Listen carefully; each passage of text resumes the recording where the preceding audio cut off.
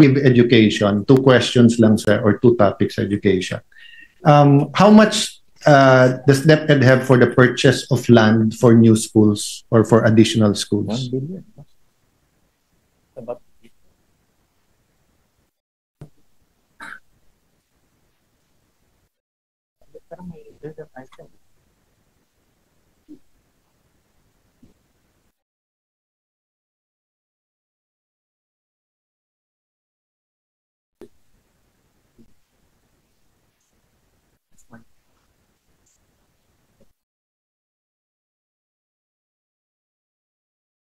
about 1 billion, Mr. President. And then how much for classrooms? About 85 billion, Mr. President. 85 billion? Yes. And tama ho ba na, I lost track because when I was a young congressman, dapat 1 hectare yung lupa. And then naging 5,000 square. I'm not sure now kasi especially you can build vertically, yes, diba? Mr. President. But assuming highly urbanized and 25,000 per square, 1,000 square is 25 million already. And of course, we want bigger pieces of land. Would it be possible that you merge the two? It's classrooms and purchase of land, just so that may flexibility yung DepEd. Kasi I'll give you an example. No, I don't know. I'm sure you also know about your city, but like sa amin, mas mahirap yung pagbili ng lupa. Pero pag nakabili yung lupa, the city is willing to put up the schools kasi meron naman sa SEF. So it's finding the land, but also the tricky process of buying it because iba talaga ang zonal ng BIR, iba yung appraised. Despite the law you passed, you sponsored and authored, di ba, on the real property tax. But if DepEd, hindi ko sinasabing DepEd instead of the LGU, but if DepEd does it with the LGU, or at least if the classroom fund can augment, because the lack of classrooms are very much seen dun sa may 2 and 3 shifts. Tama ho. At dun sa may 2 and 3 shifts, urban areas, di ba? Are areas na mahal yung lupa. So is that possible, so, Mr. President, and this is also part of the intervention ni Senator Bam, pwede na hong mag-lease yung DepEd, pwede na rin ho silang bumili ng existing schools, pwede rin ho silang bumili ng existing buildings. So marami na hong modality na pwede pong nakasama marami ng modality nakasama po dito sa basic education facilities. So pwede na rin ho sila mag-partner with LGUs. Nakikita ko ho ang mangyayari dyan, they'll partner with LGU bibili ng lupa kasi mabilis bumili ng LGU, and then they'll put up the school. So maraming modalities. First, I'd like to recognize kasi sa NEP 135 lang, HGAB to us 97. So if you're 1 billion, malaking increase na yon. But yun nga, yung pwede bang under the same title dun sa 85B? So just in case that during the implementation in 2026, may flexibility ang DepEd. Ang problema kasi sa lease, under the law, the principal follows the accessory follows the principal. So halimbawa, yung may-ari gusto lang i-lease ng 10 years. Pagka gumastos ka ng 300 million sa building, yung building na yun doon na sa may-ari. Kung kung yung lupa ay medyo malayo at marami, di ba, in the olden days, if a landowner had 20 hectares, walang kalye, he'll donate 5,000 square, 1 hectare, gagawa ng gobyerno ng kalye, gagawa ng school, they'll all benefit, di ba? But nowadays, in highly urbanized, mahirap pumanap ng malalaking lupa. Mahirap po talaga. So, and unless the lease is really so market value, yung 25 years. But even yung 25 years, yung accessory will follow the principle. So I hope it works. I'm not saying it won't, but parang mas practical yung bili. So yun lang ang question ko, no? I'm happy with the 1 billion, pero kung kasi magmumultiply yung 85 billion if many LGUs have a special education fund panggawa ng building pero wala lang silang lupa. Ang concern ko lang, I see the point of the minority leader. Ang concern ko lang, i-merge natin doon sa basic education facilities, baka maubos yung pera sa pangbili ng lupa. So ang nakikita ko model, yung LGU can buy the land, tapos mag-partnership with DepEd, DepEd magpapatayo I ng think lupa. I have the opposite view kasi nga mahirap bumili yung LGU na ano pa sila na nag-ahente sa lupa eh. But maybe I'll bring it up again sa BICAM. Ang pwede naman, we might not have that time for that today. Ang pwede rin halimbawa, bilhin ng DepEd pero may commitment yung LGU that they will build on it ASAP. Diba? So if LGU A says, I have 200 million for the building, but bigay mo sa akin yung lupa. I mean, a combination of it. Both samples work. It depends talaga in the area, no? Yeah, may mga LGU talaga na ang bilis I'm sure sa Taguig, mahal na ngayon ang lupa ngayon. Yes. Sa Valenzuela, medyo mahal na rin. Yeah. Mahal and then malilit ang cuts na rin. Mabilis lumaki yung population. And then to God's grace, maganda yung yung schools eh. Kasi aircon, 7 floors, may elevator, may I think they're also system. looking at building mga more than 4 or 5 floors. May mga models na sila, school building na may elevator na rin. So hindi na kami nagbi-build less than 7 floors in the last 6, 7, more or less, no? But yung nga ang problema, even if you build pataas, yung open ground, di ba, yung open ano space. Natin, yung experiences natin lalo sa elementary, di ba, you can play a little bit may sa dirt, garden, may open space, may gardening and everything, no? The other one is, I'm happy that DepEd simplified yung strands and then may dalawang track na lang, no? Having said that, from the start, ang pangako ng K-12 is pag-graduate mo, NC2 ka na eh. So of course, the EDCOM outlined all of that, no? But kung walang pera, kahit na pang pilot school, so for example, no, ang Don Bosco noon, di ba?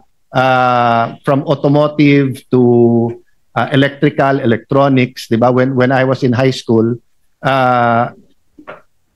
we admired them for having that.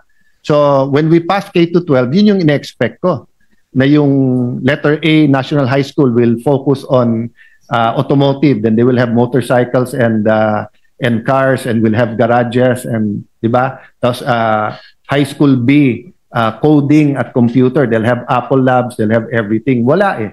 'Di ba? So, hindi ba tayo maglalagay na kahit pang pilot dun sa kanilang strands, kahit na let's say 10 schools in Mindanao, 10 schools in Visayas, etc. Meron na pong na-allocate na 348 million for certificate, 48 million for certifications. Ito po yung binibigay na certification sa mga senior high school. Intervention to namin but I'm talking about the equipment. Kasi we promised students, we promised parents. Magdadagdag ka ng 2 years, pero tech box style na rin to, or kung academic, or di ba, or halimbawa, sports. Pero wala namang facilities eh, wala namang gamit eh. So it's an empty promise until we put money in it. Meron ho silang, ang DepEd meron pong basic education inputs. About 186 billion po ang budget for basic education inputs. But anyway, until I see not only one but a couple of high schools really building up their strands and tracks, di ba? I'll continue asking for this. Yes. Mr. Chairman, nung session natin the other day, no, pinag-usapan natin transparency. And we brought up the committee report kung saan more or less 400 billion. And mismo naman sa concurrent resolution number 4 na lahat naman tayo umuo dito, transcripts, di ba, pati ng technical working group will be uploaded. Na-upload na ba? Ina-upload na ho. Ipapa-upload. Ipapa-upload na. Ipapa-upload na po. So, let me just explain very briefly, 1 minute, why that's important. Some people were asking me na, bakit may magsasuggest ba ng pangit? Di ba? So, sa technical working group, everyone suggests something good. It's not a matter of suggesting something that's not good. Look at the look at the contractors na nagka-leche-leche sa DPWH, di ba? Pag nagbigay ka naman ng project, maganda naman yun eh. Ang punto is yung conflict of interest. So for example, no, may aangal ba kapag crop insurance? Pero baka naman yung naglalabi na dagdagan yung crop insurance ay ahente ng insurance. Di ba? Archipelago tayo. So we need more seaports. We need more RoRo. We need more ferries. We want yung mga cruise ships. Pero baka naman yung nagsasabing, oh, lagay mo sa ganitong probinsya yung mga seaports, contractor pala ng seaports, di ba? So that's the spirit of us asking, sino ba ang nag-recommend noon? Because it could be a good project. I could say na, imagine 10 years, hindi bumibili ng libro yung DepEd, yung pala, yung nagsasuggest noon, ahente pala ng libro. So we have to protect against conflict of interest. So not only is it important na ma-upload, but Yes. then ma-identify natin later on. I mean, if this was an ordinary bill at kompleto to, we wouldn't be asking you na magtanong kami ng ganito, no? So stunting, last two topic, yung Yeah. sa stunting. Actually, yun rin po ang suggestion ni Senator Bam. In fact, he reiterated it a few days ago. At committed po ang committee to upload the transcript of the TWG, Mr. President. Sorry, pinadala ni Senator Joel, sabi niya, MPBF GAB 111 billion, committee report 87 billion, second reading 56 billion. What's the reason for the huge decrease, and how will the government optimization program be implemented given the significant decrease? What's about the DBM? DBM said that there's a 10B additional. Tama. So I guess ang question niya lang bakit bumaba and if will it be enough for... Actually, interagency ho yan. So we transferred close to 30 billion for the subsistence. So yung mga agency, diniretso na ho natin sa agencies yung subsistence allowance ho nila. Ako satisfied sa sagot mo, hindi ko alam si Senator Joel pero pinatanong lang naman. So dun nga sa anti-stunting, meron po ba tayong nagawa between the SWD, DOH and maybe a lot from the LGSF? Yeah, meron ho tayong additional funds sa DSWD for supplementary feeding program. So meron ho doon, and they can also reach the 0 to 5 with that program, Yes. Mr. President. No, but specifically, Mr. Chairman, di ba, we said yung 2.4 ng DOH na hindi na-approve. We agreed that we will put something there, but then wag naman buo sa kanila. Ilalagay natin sa... Sorry if I interpreted it wrong, but I took it as a commitment from you na sa 2.4B, whether it's half B, 1B, maglalagay tayo... We all agreed lang na hindi pwedeng DPW, hindi pwedeng DOH lang, no?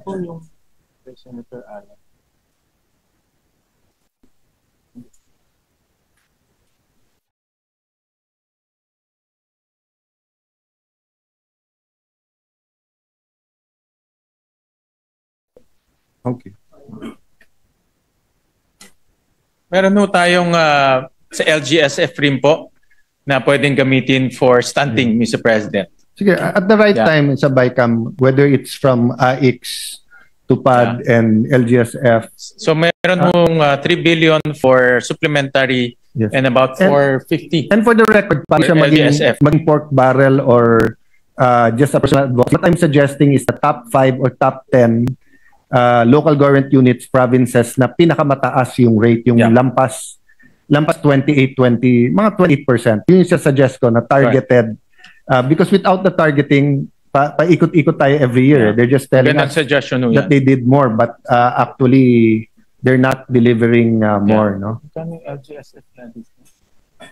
So yung 450 po sa LGSF, pwede pong gamitin to target the top Yeah.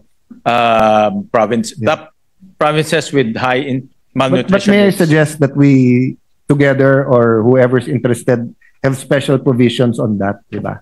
Pati AIX TUPAD para clear kung magkano. Kung hindi, then we'll have to give it to DOH. Ang problema ko lang dun sa 2.4 billion ng DOH, they're already managing the 20B and parang walang point person doon. So, I mean, di ba?